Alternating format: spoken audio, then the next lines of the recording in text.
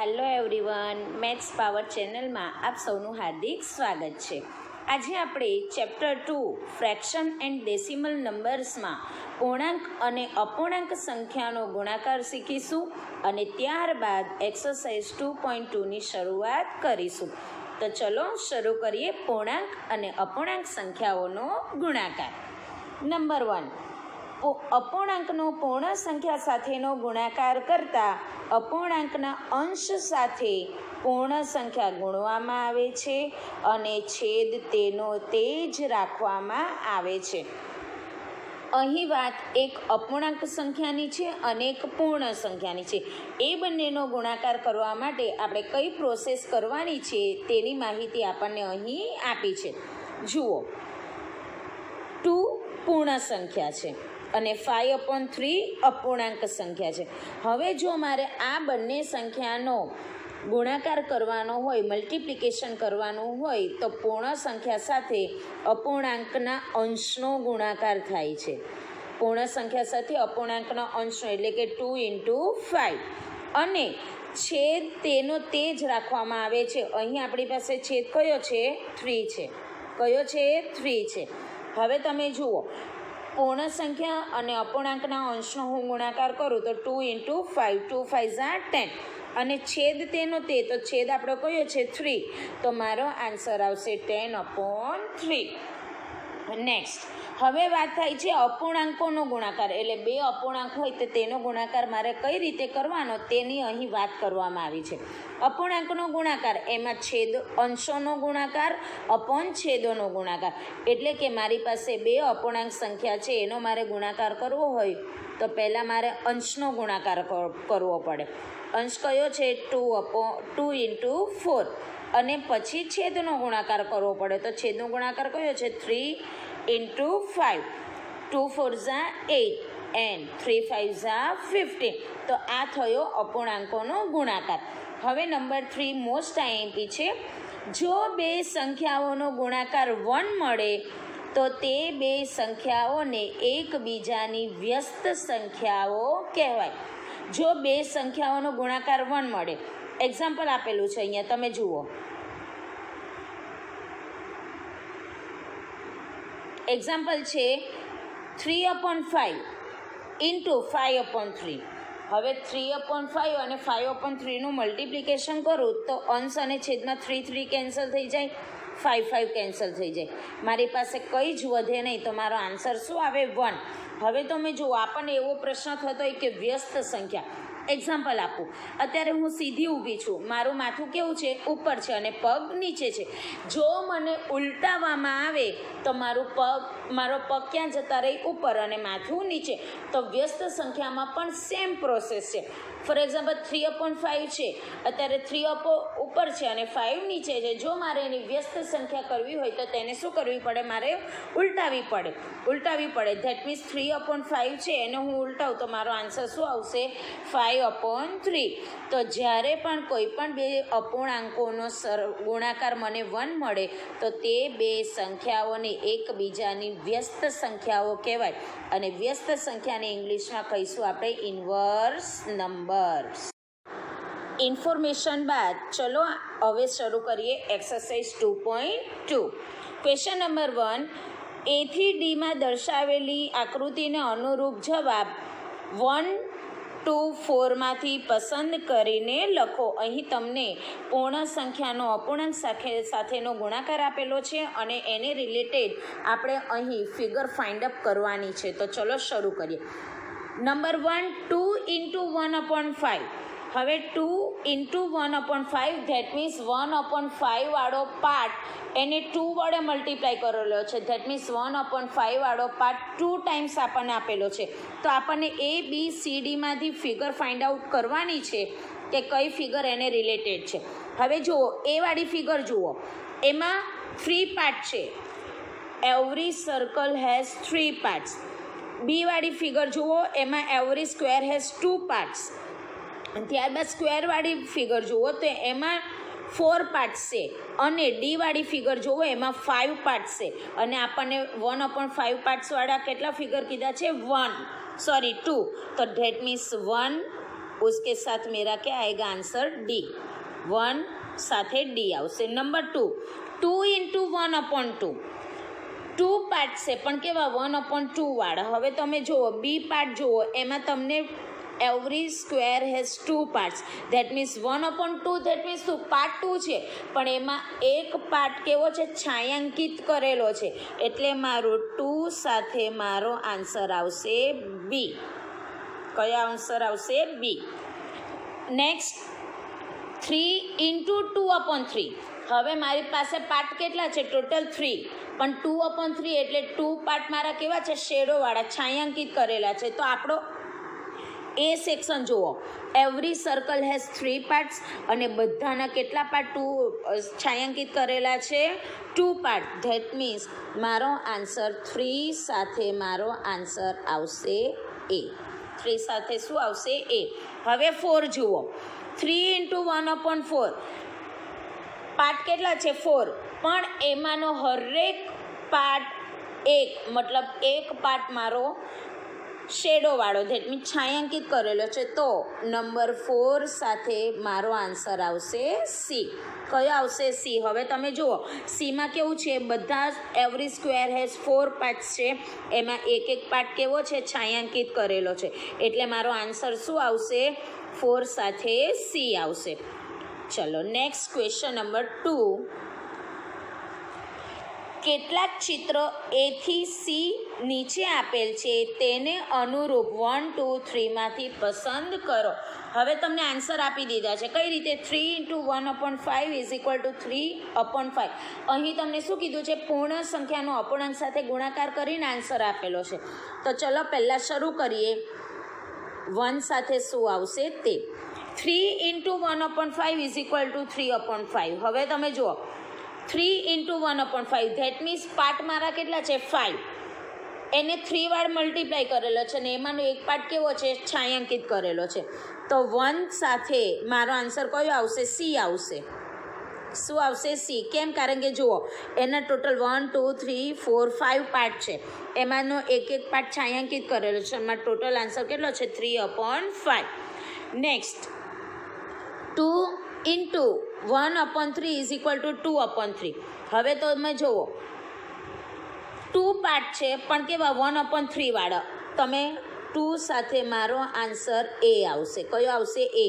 કેમ? કારણ કે જુઓ 1/3 પાર્ટ કેટલા છે 3, કેટલી વાર મલ્ટીપ્લાય કરેલા છે 2 વાર, એમાં 1/3, ધેટ મીન્સ 1 પાર્ટ કેવો છે છાयांકિત કરેલો છે.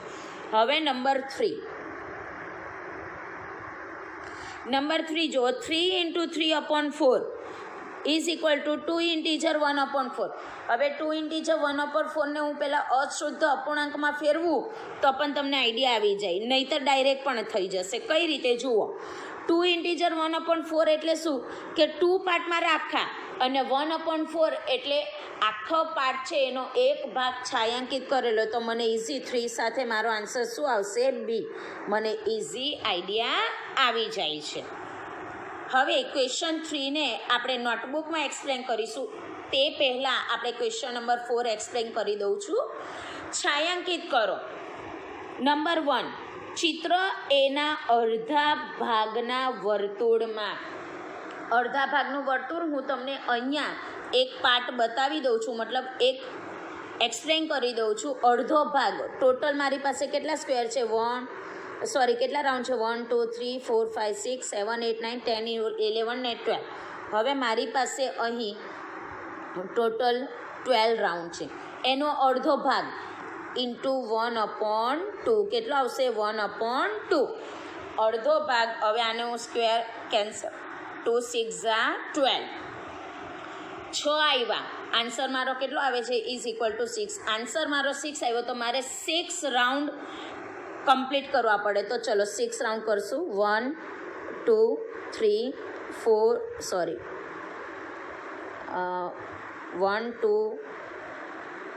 1, 2, 3, 4, 5, 6 અડધો ભાગ રેડી થઈ ગયો મારો. ચાલો નંબર 2 ઉપર જઈશું. નંબર 2, ચિત્ર બીના 2/3 ભાગના ત્રિકોણમાં. હવે 2/3 મતલબ આપણી પાસે 3 ભાગ છે, એના 2 ભાગ કેવા કરવાના છે, કેવા કરશું, છાંયાંકિત કરીશું. હવે તમે જુઓ ટોટલ મારી પાસે કેટલા છે, 3 3 9, ટોટલ મારી પાસે છે 9 ઇન્ટુ 2/3, તો 3 3 ઝા 9 એન્ડ 3 2 ઝા 6. મારે કેટલા ભાગ છાંયાંકિત કરવાના, કેટલા ટ્રાયેંગલ, 6. તો 6 ટ્રાયેંગલ છાંયાંકિત કરીશું, 1 2 3 4 5 6. ક્લિયર. નંબર 3, ચિત્ર સીના 3/5 ભાગના ચોરસમાં ટોટલ મારી પાસે પાર્ટ કેટલા, 5.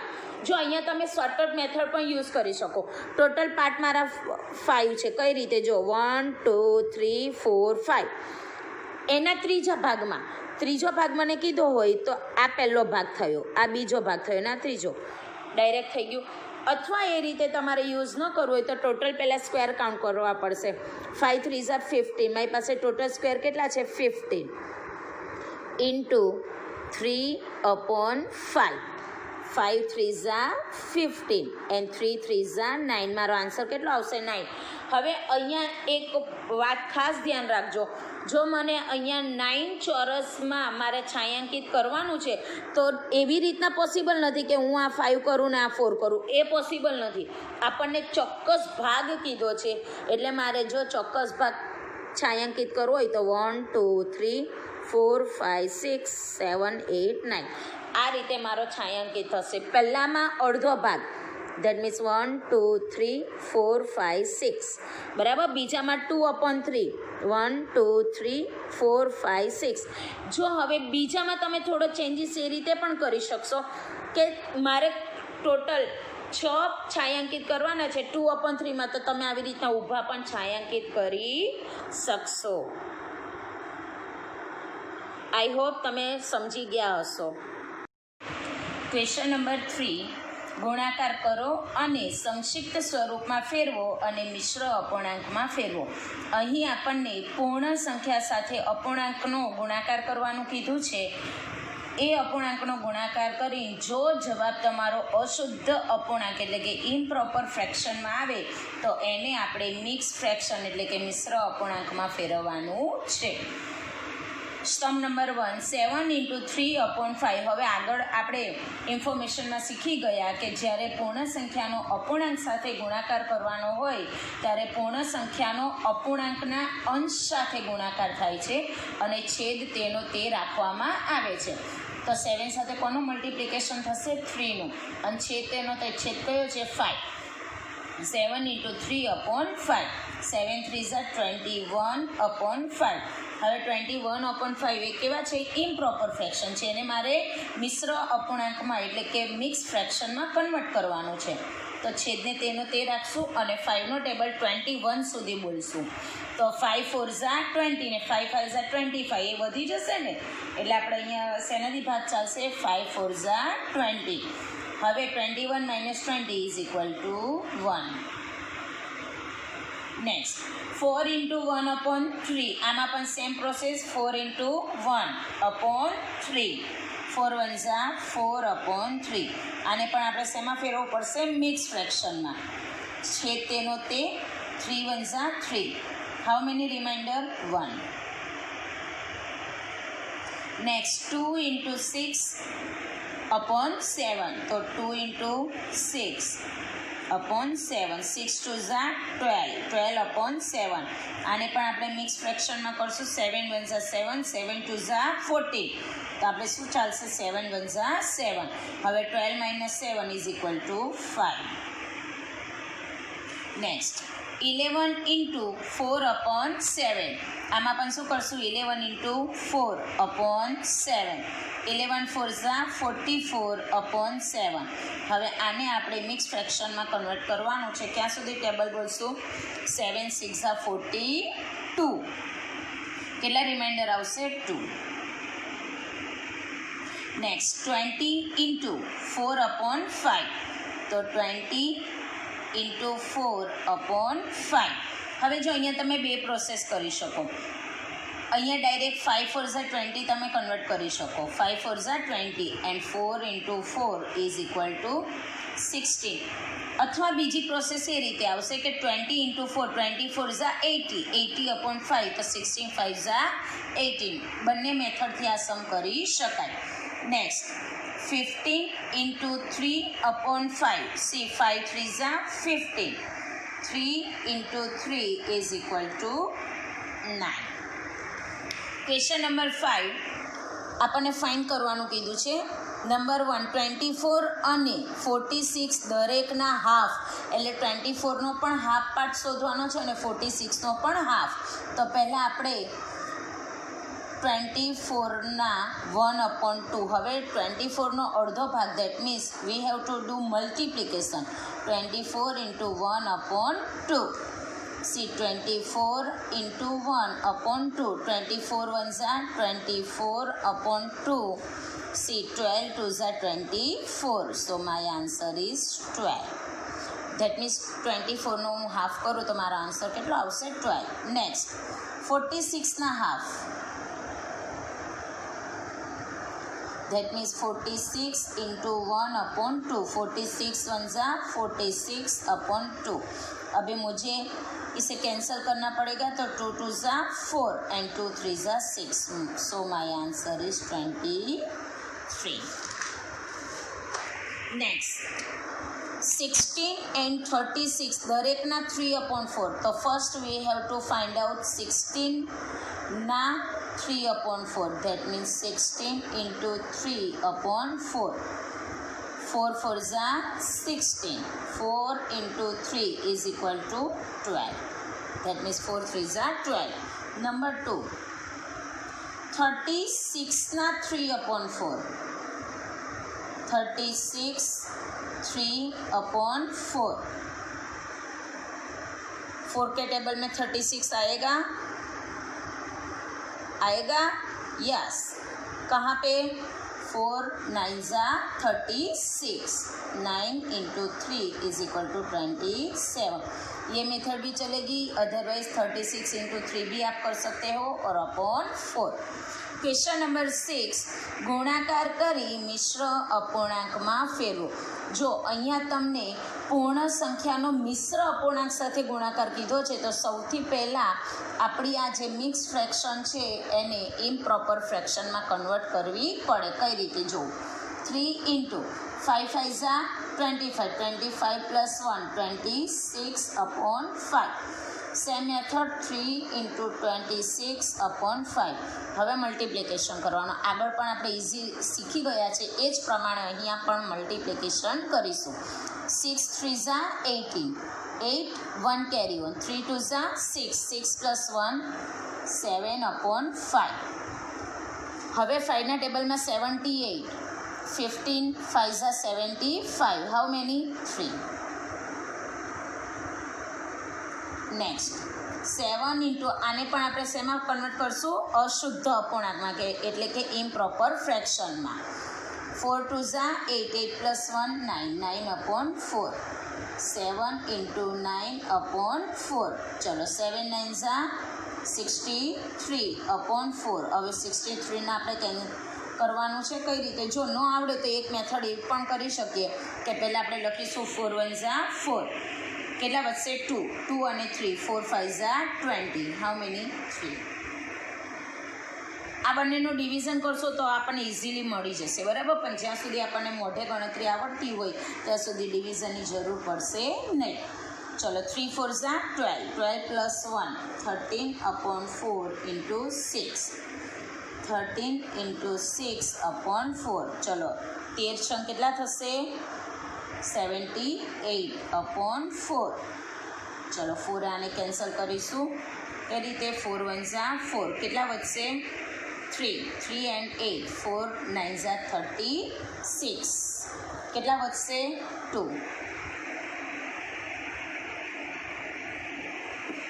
ક્વેશ્ચન નંબર 7 એ 2 ઇન્ટીજર 3/4 અને 4 ઇન્ટીજર 2/9 બંનેના હાફ. હવે અહીંયા અપૂર્ણાંકનો અપૂર્ણાંક સાથે ગુણાકાર કીધો છે. કઈ રીતે જુઓ? પહેલાં નંબર 1 2 ઇન્ટીજર 3/4ના 1 1/2. That means half.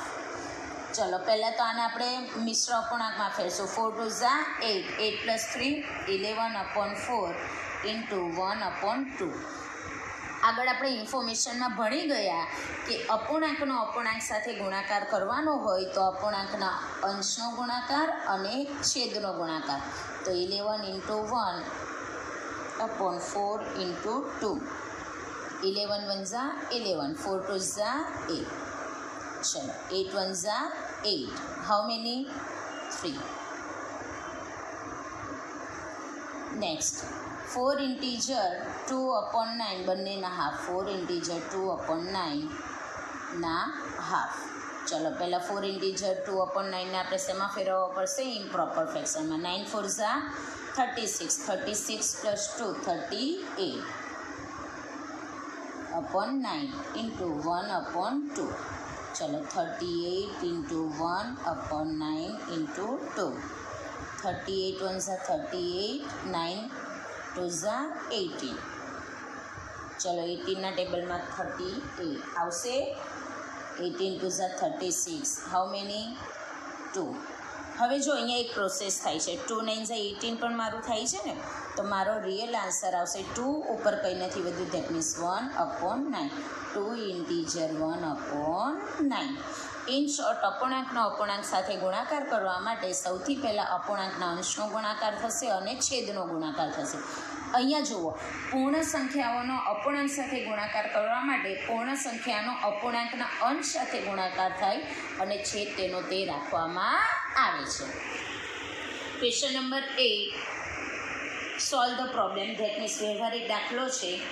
વિદ્યા અને પ્રતાપ પિકનિક માટે ગયા. તેમની માતાએ તેમને વોટર બેગમાં 5 લિટર પાણી ભરીને આપ્યું. તો પહેલાં આપણે લખવું પડશે વિદ્યા અને પ્રતાપ પાસે રહેલું પાણી ઇઝ ઇક્વલ ટુ 5 લિટર. તેમાંથી વિદ્યાએ 2/5 ભાગ પાણી પીધું. હવે લખવું પડશે વિદ્યાએ પીધેલ પાણીનો ભાગ ઇઝ ઇક્વલ ટુ 2/5. હવે વિદ્યાએ પાણીનો ભાગ પીધો છે 2/5. આપણી પાસે કુલ છે 5 લિટર પાણી. હવે પ્રતાપે બાકીનું પાણી પીધું. બાકીનું પાણી કોણ પીવે છે? પ્રતાપ. તો આપણને નંબર 1 એવું પૂછ્યું છે કે વિદ્યાએ કેટલું લીટર પાણી પીધું. હવે તમે જુઓ, અહીંયા આપણને કેટલું પાણી પીધું, ધેટ મીન્સ આપણે લીટરમાં ફાઇન્ડ કરવાનું છે. કેમ? કારણ કે પાણીનો ભાગ આપણને આપી દીધો છે. તો આપણે પહેલું ટાઇટલ મારીશું વિદ્યાએ પીધેલ પાણી. ચલો કુલ પાણી કેટલું છે? 5, અને એનો 2/5નો ભાગ એણે પીધો છે. તો લખવું પડશે ઇઝ ઇક્વલ ટુ 5 × 2/5. કેમ? આપણે મલ્ટિપ્લિકેશન કરવું પડશે. કુલ 5 લિટર પાણી છે, એમાંથી 2/5નો ભાગ એણે પીધો છે. 5 5 કેવા થશે? કેન્સલ.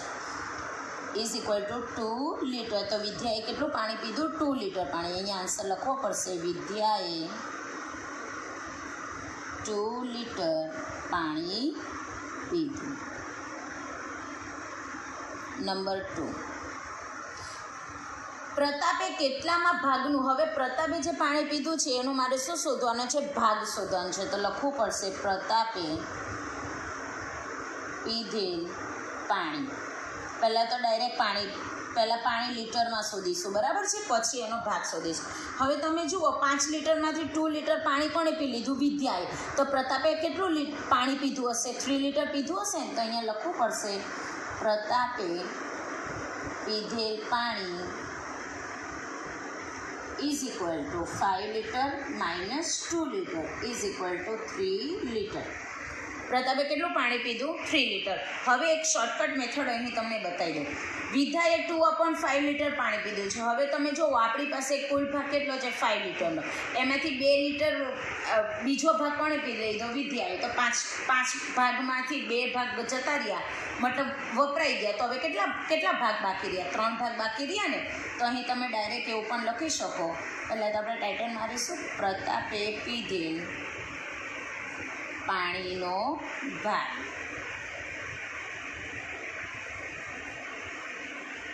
ઇઝ ઇક્વલ ટુ કુલ કેટલું પાણી હતું 5 લીટર. કુલ પાણી કેટલું 5 લીટર, એમાંથી પ્રતાપે કેટલા લીટર પાણી પીધું 3 લીટર. તો ઇઝ ઇક્વલ ટુ 3/5. કયો ભાગ આવશે 3/5. તો આપણે અહીંયા આન્સર લખવો પડશે પ્રતાપે